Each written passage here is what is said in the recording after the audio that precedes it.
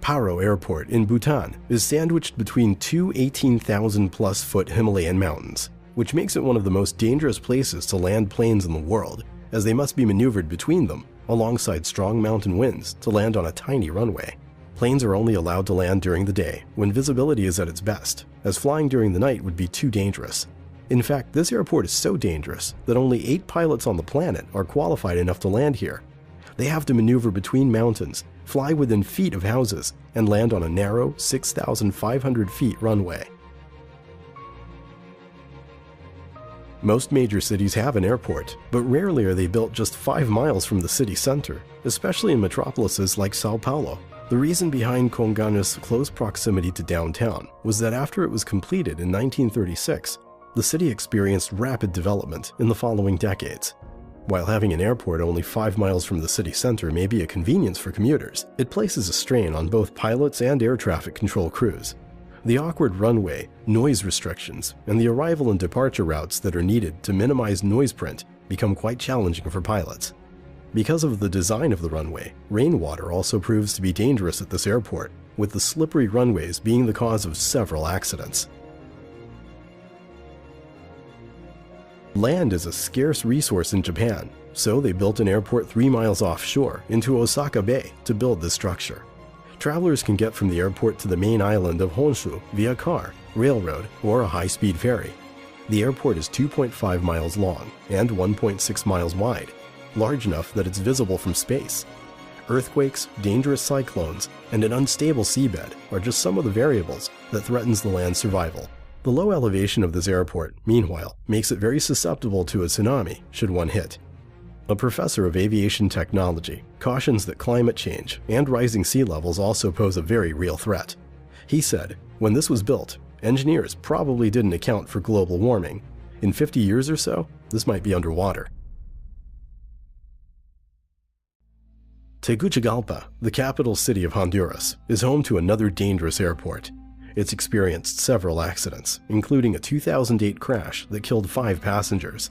The airport opened back in 1934, but that was during a time when planes were less powerful and didn't require such lengthy runways. Tonkonten's runway is just over 7,000 feet long, which is situated in valleys surrounded by mountains. But by far, the most hazardous aspect of this airport is that there's only one way in and one way out for the planes. Either way, despite these high risk factors, planes as large as Boeing's 757s land at the airport regularly.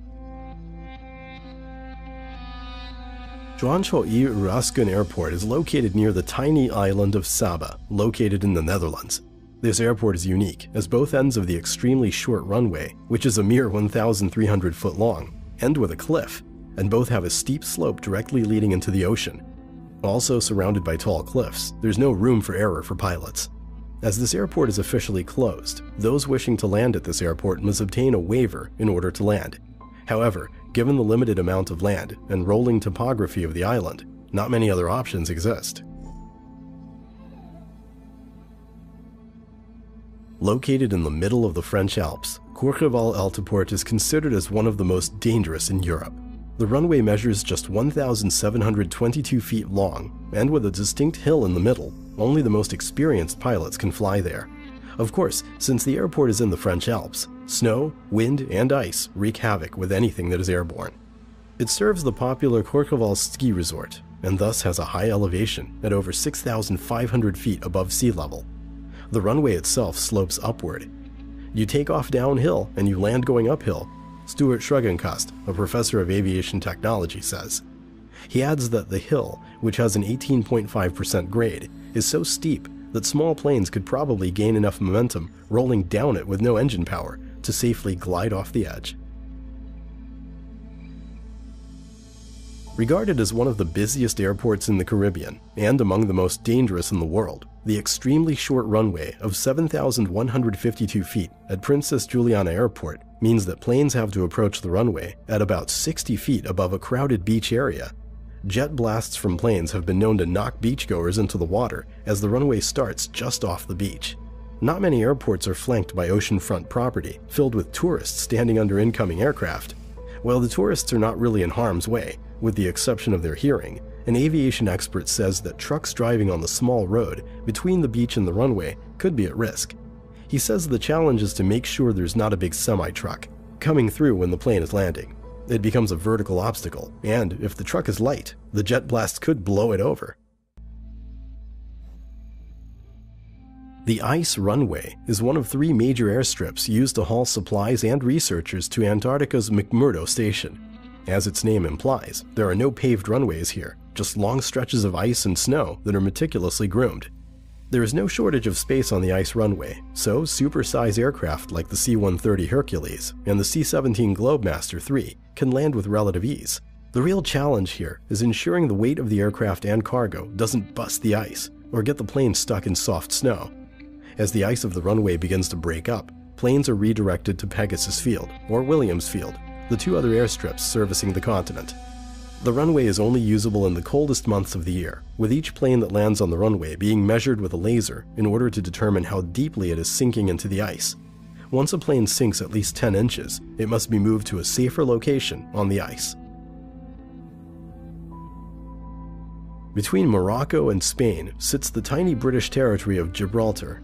Construction of the airport dates back to World War II, and it continues to serve as a base for the United Kingdom's Royal Air Force, though commercial flights land on a daily basis. The only problem is that Winston Churchill Avenue, Gibraltar's busiest road, cuts directly across the runway. Railroad-style crossing gates hold cars back every time a plane lands or departs. The runway goes from side to side on the island because it's the only flat space there. Either way, it's pretty amazing how there's never been a major accident at the airport. Tenzing Hillary Airport was originally called Lukla Airport, but was renamed to honor the first climbers to reach the summit of Mount Everest, Sherpa Tenzing Norgay and Edmund Hillary. This airport, located in Lukla, Nepal, is to service those wishing to climb Mount Everest, as well as those wishing to explore the Everest region. There's several dangers associated with the airport's location, though. High winds affect maneuverability, while cloud cover affects visibility. Even more frightening, however, is that one end of the runway is preceded by high terrain instead of a sandy beach on the other end, which leads to a 2,000-foot drop. The airport has witnessed several accidents, with the most recent occurring on October 12, 2010. An aircraft lost control while landing and crashed into the wall end of the runway. Everyone on board survived. Still, the high winds, cloud cover, high terrain, and the huge drop makes the Tenzing Hillary Airport one of the most dangerous airports in the world.